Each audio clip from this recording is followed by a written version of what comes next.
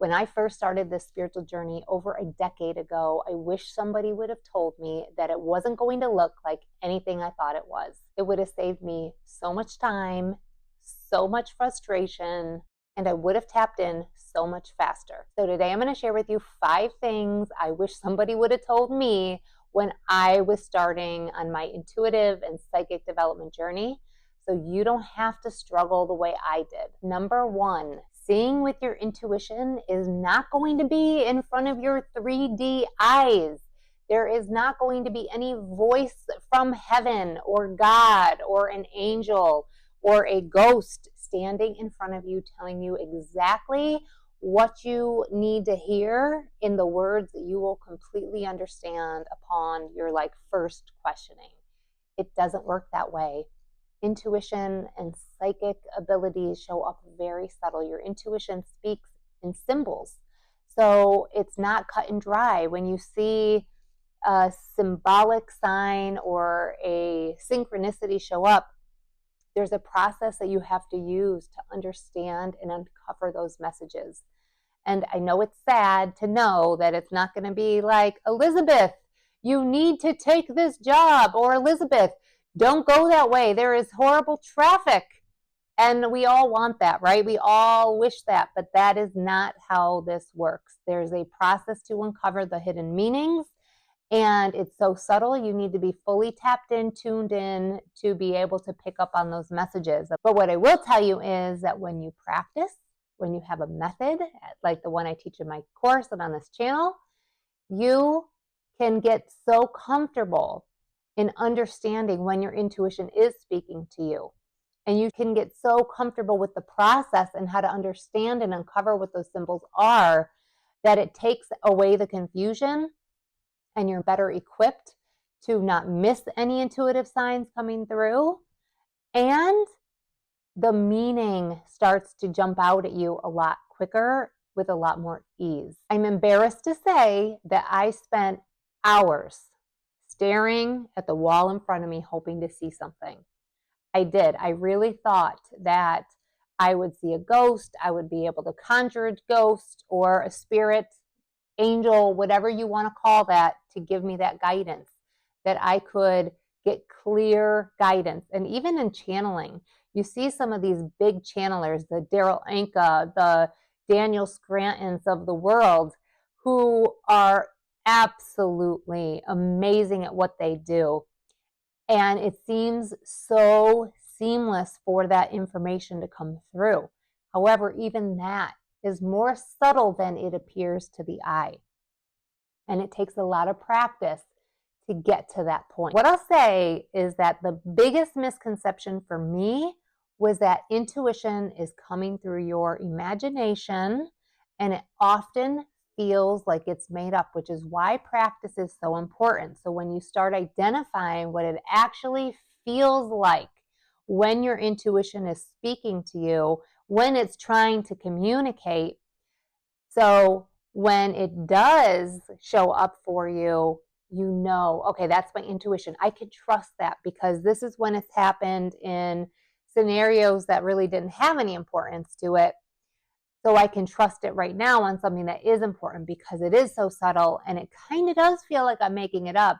I know in these other examples, I wasn't making it up because this is what it felt like. And so you can transfer it to more important situations. And that's how I built my skills up. Unfortunately, it creates work, right? Anything that is worth doing requires work. And your work in intuition development is the practice, the method plus the practice. I'll just keep saying that over and over again. Number 2 is intuition is happening all the time. You don't have to wait for some intuitive symbol, sign, message to slap you in the face. Does it do that sometimes? Yes, but you don't have to wait for it. Let's say you want to get information about a particular topic. All you have to do is ask, follow the method to get that intuitive guidance. That's how it works. You don't have to wait.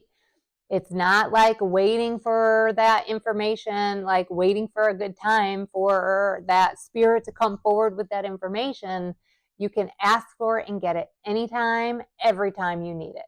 And that's, again, why I am working on this channel, because I feel like so many people have that misconception, and I want to save you from having to experience that. If you have experienced intuitive hits like this only happening when it's something really big or something really important, share that in the comments below. I'd love to see how that's showing up for all of you. Number 3 is everybody is intuitive.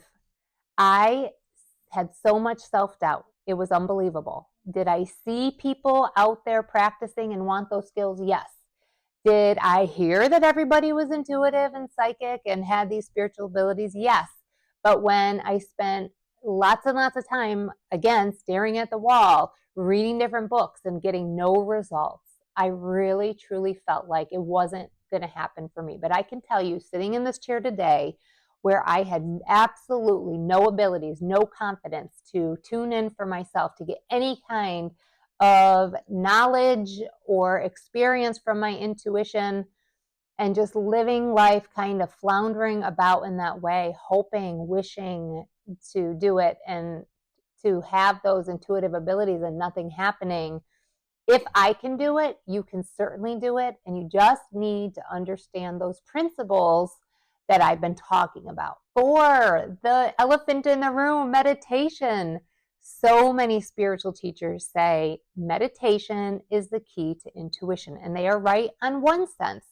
But this also was a trap for me because I started meditating, and I do everything to the extremes, right? I was meditating for an hour every day. Pair this with parenting and working a full-time job and researching spiritual abilities because that was my passion at the time, and putting in an hour of meditation, hoping that this would open me up, hoping that it was going to open my third eye and I would be all of a sudden have these gifts.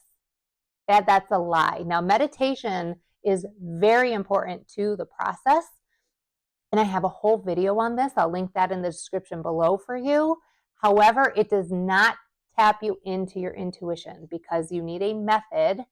And yes, focus is part of it. Meditation builds that focus. And this is also something I talk about in my ebook. So if you haven't downloaded my free ebook, Intuition Unlocked, the 5 Pillars to Unlock Your Inner Voice, that is a key piece there and foundation. So I do highly recommend you download that. It's a good starting point to build the foundations for the process that I teach in my course. However, it doesn't get you the intuitive guidance because you need a process for that. And meditation is just a piece of that. And number 5, cards, meaning oracle cards or tarot cards, will not get you intuitive messages. Again, the process has to be paired with using these types of tools. Now, are these amazing tools? Yes. Will it help you connect? Yes, because intuition speaks in symbols, and cards allow for more symbols to come in. And I have a whole video where I share about how to use cards, and so I will link that for you as well in the description. So there you have it. Those are the 5 things I wish I knew before I started developing my intuitive abilities, because again, I spent hours staring at the wall, so confused, nothing was happening, and I almost gave up several times. I don't want you to give up. You are intuitive, you have the abilities, and I will help you get there. If you're interested in learning the process, the method, check out my ebook, check out my course, and I promise you can do this too. And I think you'll really get a lot from watching this video on the difference between intuition and psychic abilities.